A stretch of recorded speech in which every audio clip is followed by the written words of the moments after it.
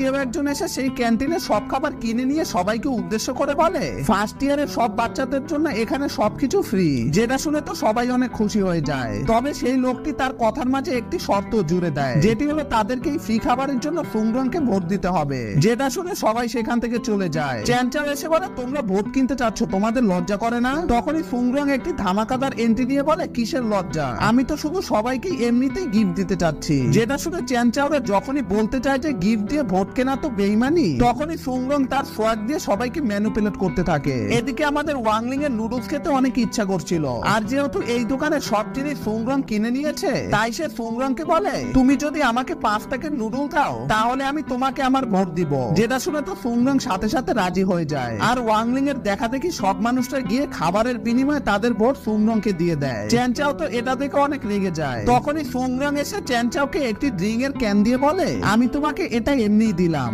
এর জন্য তোমাকে আমাকে ভোট দিতে হবে না। চ্যানচাওকে গিফট দেওয়ার পিছনে ফুংরং এর একটি উদ্দেশ্য ছিল, যেটা আপনারা একটু পরে জানতে পারবেন। চ্যানচাওকে গিফট দেওয়া দেখে ফুংরং এর অ্যাসিস্ট্যান্ট শক হয়ে গিয়ে ভাবে, ও কি এখন ওই জাদুটি করতে চাচ্ছে নাকি? আর তার কথা শেষ হতে না হতেই ফুংরং একটি মন্ত্র পড়ে সবার উপর এক বিশেষ ধরনের জাদু করে দেয়, আর সবার মাথার উপরে একটি মার্ক চলে আসে। ফুংরং মনে মনে বলছিল, এই তো আমি সবাইকে ফাঁসিয়ে ফেলেছি, কিন্তু সে এখানে কোথাও ওয়াংলিং কে দেখতে পায় না। তখন তার অ্যাসিস্ট্যান্ট এসে তাকে বলে, ওয়াংলিং তো সেই কখনই চলে গেছে, আর সে আপনার জন্য এই গোল্ডেন পিলটি রেখে গেছে। অ্যাকচুয়ালি ওয়াংলিং এর কাছে মনে হচ্ছিল 5টা নুডলস এর বদলে একটি ভোট দেওয়া একটি বেমানান, এজন্য সে তাকে এই পিলটি গিফট হিসেবে দেয়। তো এরপর সবাই ক্লাসে চলে আসে, যেখানে তাদের টিচার ক্লাসে আসলে দেখে কেউ তাদের সবার উপর ম্যাজিক করে রেখেছে। যেটা দেখে সে বলে, আজ আমি তোমাদের এনসিয়েন্ট ফরবিডেন আর্ট শেখাবো। যেটা শুনে তো ফুংরং পুরো শকড হয়ে যায়, কারণ সে সবার উপর এই জাদুটি করেছিল।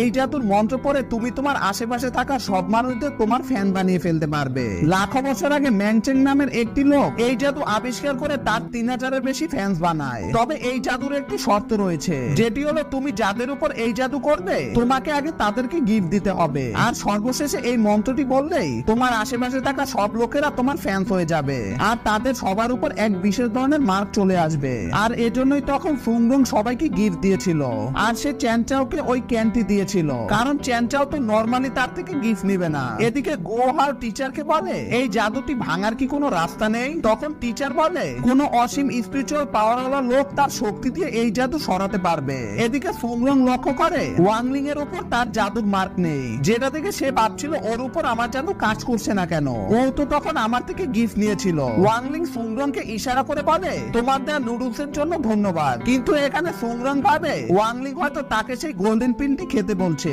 যেটি সে তাকে দিয়েছিল।